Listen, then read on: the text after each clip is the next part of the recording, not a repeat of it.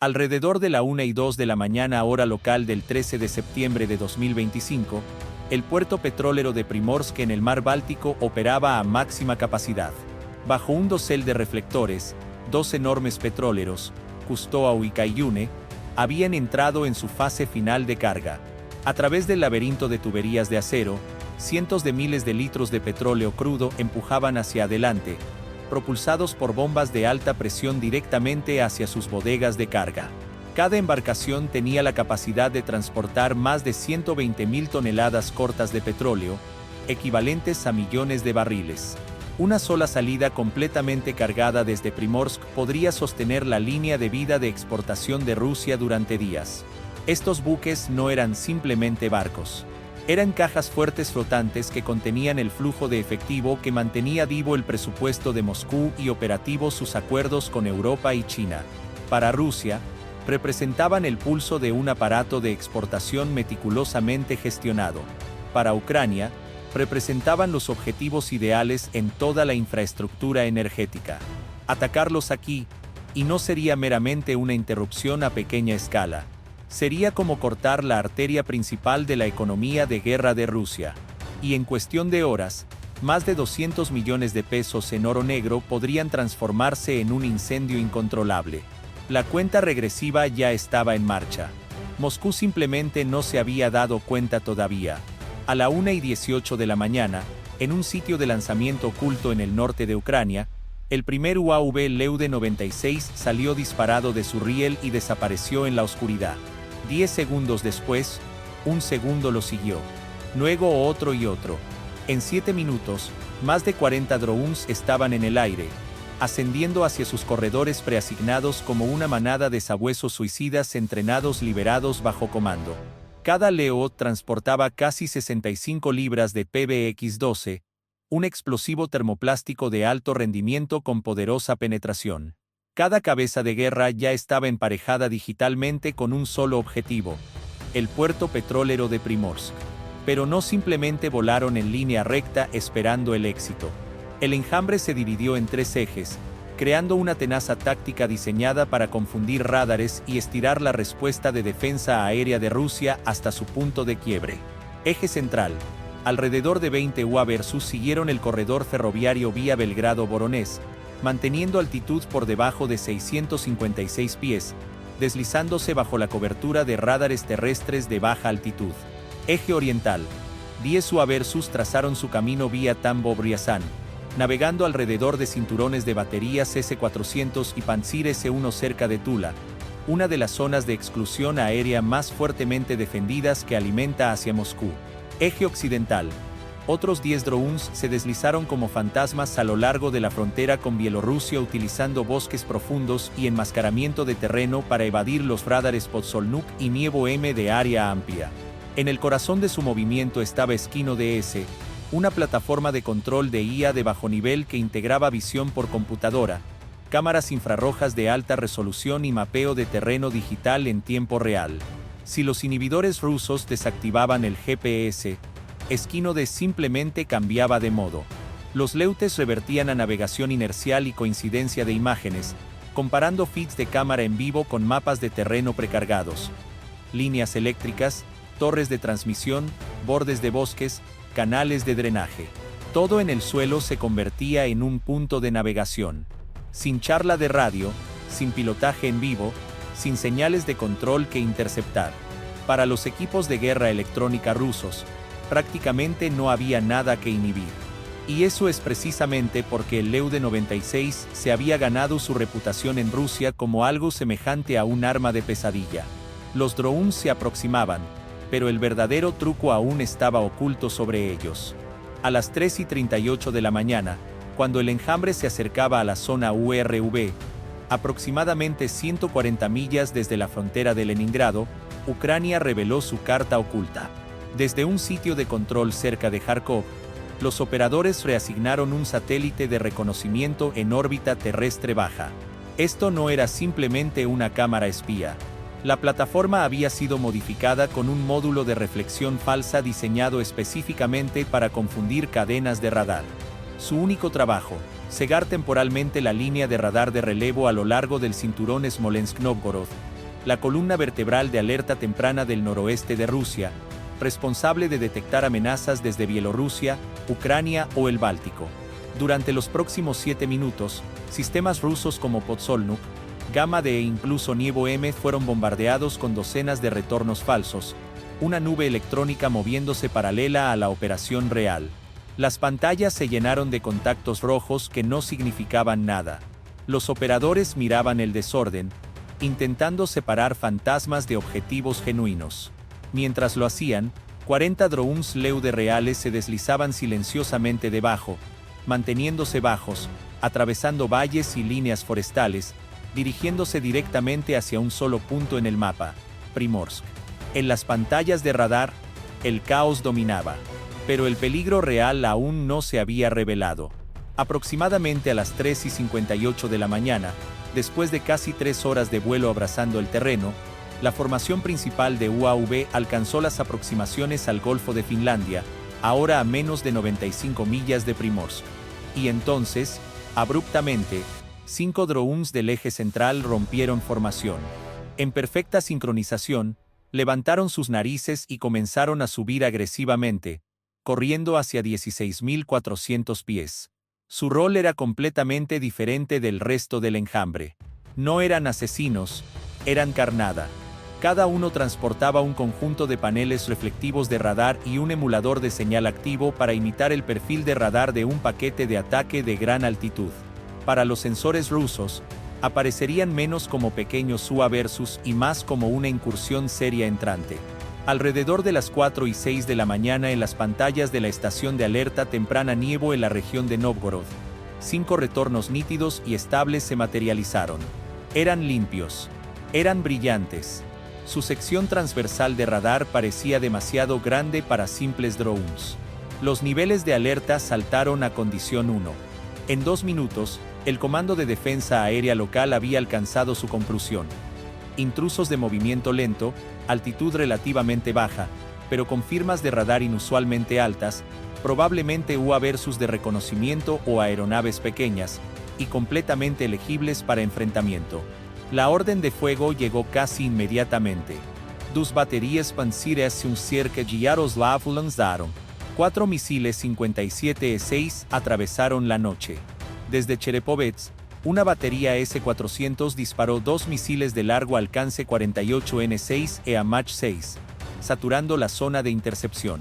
Aproximadamente 40 segundos después, los 5 retornos misteriosos desaparecieron de las pantallas de radar. Los sensores térmicos registraron escombros lloviendo sobre los bosques al norte de Novgorod. Desde el puesto de comando, el reporte fue calmado y confiado. 5 objetivos intrusos de gran altitud neutralizados, sin amenaza en curso. Lo que nadie allí comprendió fue simple y devastador. Acababan de gastar misiles de defensa aérea de primera línea en 5 drones señuelo preprogramados que Ucrania siempre había planeado sacrificar. La amenaza real, 35 leutes, todavía se aproximaba a ultra baja altitud, invisible e intacta. Mientras las tripulaciones rusas aún se felicitaban, el enjambre principal se tensaba. A las 4:16 de la mañana, el grupo central cruzó el lago Ilmen, deslizándose en el corredor entre Novgorod y Leningrado. En el radar terrestre, la imagen parecía casi pacífica. Sin alarmas, sin nuevas pistas sólidas, solo otra tranquila ventana antes del amanecer. Bajo esa calma, la pesadilla ya estaba dentro de la puerta. Alrededor de las 4:21 de la mañana, el ala occidental se aproximó al borde sur del Golfo de Narva, teóricamente cubierto por puestos de alerta temprana y baterías Panzir del Distrito Militar de Leningrado. Un contacto tenue y difuso comenzó a parpadear en la pantalla de defensa aérea de Vyborg. Lento, bajo e intermitente. Un oficial señaló el riesgo. Podría ser una bandada de aves migratorias, o podría ser un objetivo de baja observabilidad. Nadie quería ser el primero en disparar a lo que podría ser simplemente patos o una ilusión de radar. La orden de enfrentamiento fue retrasada. Al mismo tiempo, el ala oriental de 10 UAV se deslizó a través de la región del lago Ladoga, aproximándose a la línea ferroviaria Petrozavodsk-Vyborg, una arteria logística clave que conduce directamente a Primorsk. Los drones líderes usaban coincidencia de terreno en tiempo real, constantemente alineando datos de sensores con un mapa 3D para deslizarse a través de zonas muertas de GPS donde la guerra electrónica rusa había cubierto el cielo. Los sensores infrarrojos captaron destellos breves de torres de radar. La IA instantáneamente empujó la formación fuera de esas líneas de visión, esquivando cada punto de vigilancia como si hubiera volado esa ruta 100 veces antes. Rusia todavía pensaba que estaba observando ruido. Pero el ruido estaba casi a distancia de ataque. A las 4:26 de la mañana, con los primeros drones Leu-D ahora a menos de 25 millas de Primorsk, los radares terrestres rusos finalmente comenzaron a registrar contactos reales, pequeños, bajos, velocidad media, y convergían desde 3 direcciones diferentes. En el Centro de Comando de Defensa Aérea de Vyborg, el teniente coronel de turno ordenó nivel de situación 2. Los sistemas Pantsir S-1 fueron instruidos para expandir sus sectores de monitoreo hacia el sureste y la costa, pero estaban reaccionando dentro de una línea de tiempo que Ucrania ya había ensayado hasta el segundo. Para cuando los radares Pantsir barrieron sus nuevos sectores, los grupos de UAV centro, este y oeste ya se estaban acercando, rodeando Primorsk desde múltiples ángulos. Esto no era una incursión única. Era un cerco cronometrado. En 45 segundos, los controladores de defensa aérea del Báltico confirmaron lo que habían esperado que no fuera cierto. La formación completa se dirigía en flecha directamente hacia el puerto petrolero de Primorsk, el segundo centro de exportación de petróleo más grande de Rusia. La última barrera defensiva ahora tenía que resistir. 6 baterías Pantsir S-1 recibieron orden de abrir fuego inmediatamente. Los tubos de lanzamiento se elevaron de las líneas de árboles costeras como filas de serpientes enfurecidas y escupieron misiles 57 E-6 hacia la noche. Sobre Primorsk, el cielo finalmente se iluminó. Pero Ucrania tenía un último giro en reserva. Mientras los misiles rusos rugían hacia arriba, los 35 Leutes restantes se dividieron en 3 puntas. Cada dron se mantuvo bajo 200 pies, serpenteando entre patios de contenedores, líneas ferroviarias y complejos petroquímicos. El enjambre operaba bajo un principio simple pero brutal. Cada UAV era un cazador independiente, pero también parte de un solo organismo coordinado. A través de Esquino DS, constantemente compartían datos de vuelo, ajustaban ángulos de inclinación basándose en el líder adelante y esquivaban amenazas con cambios de curso sincronizados. Entonces la última línea de Rusia finalmente comenzó a conectar. En una batería Pantsir, los operadores gritaron cuando el radar 1RS-2 se fijó en múltiples objetivos.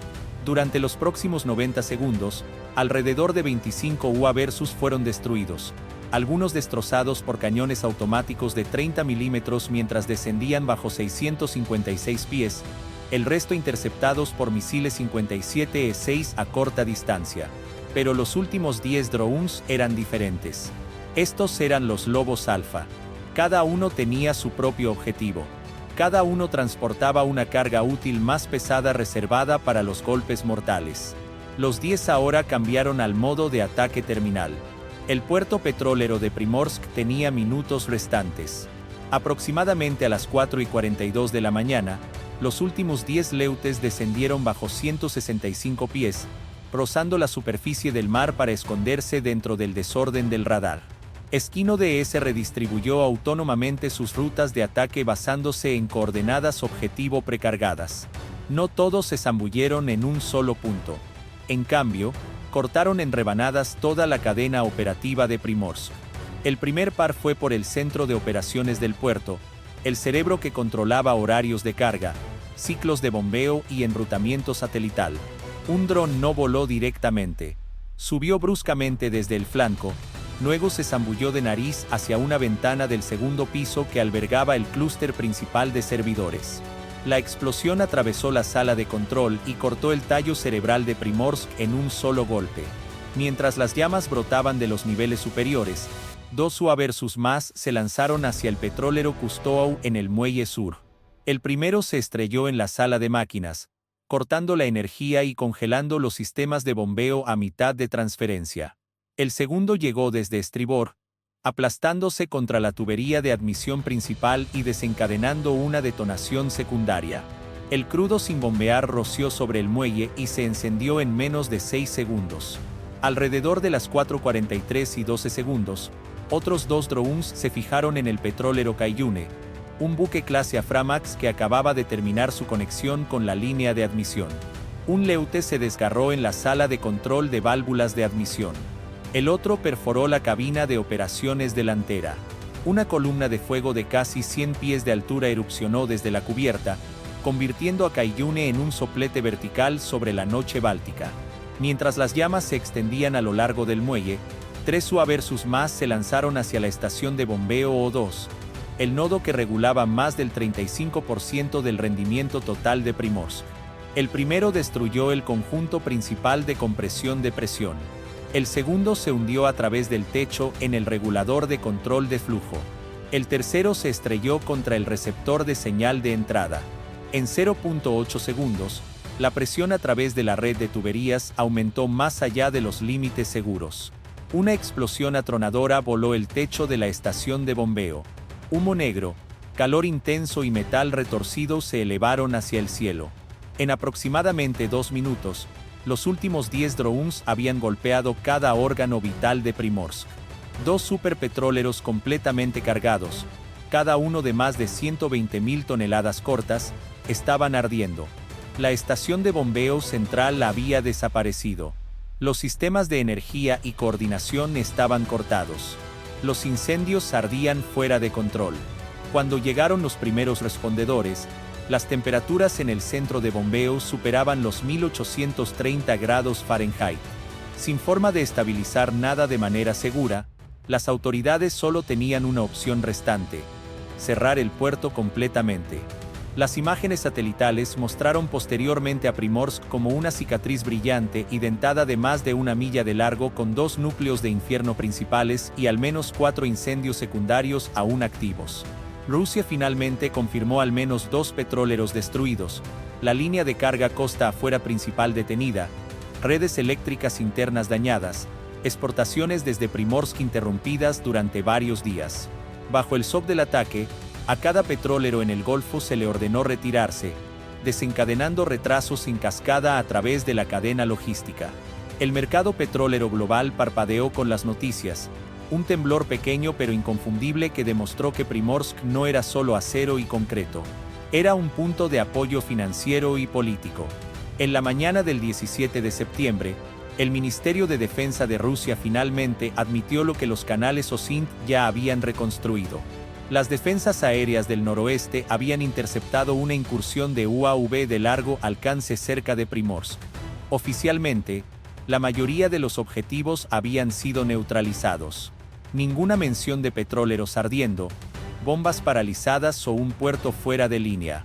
Pero en cuestión de horas, grupos OSINT internacionales, incluyendo GeoConfirmed, habían geolocalizado la zona de ataque a través de imágenes satelitales nocturnas, firmas térmicas y videos de Telegram. Los analistas occidentales llegaron al mismo veredicto: esto no fue un golpe de suerte. Fue un avance en alcance y precisión para el brazo de UAV de Ucrania. Una demostración de manual de guerra moderna con drones, división de enjambre, interferencia electrónica, engaño con señuelos y ataques simultáneos de múltiples vectores. El mismo manual de tácticas que Ucrania ya había usado contra radares S-400 en Sankoy y Sebastopol, ahora escalado contra uno de los puertos petroleros más críticos de Rusia.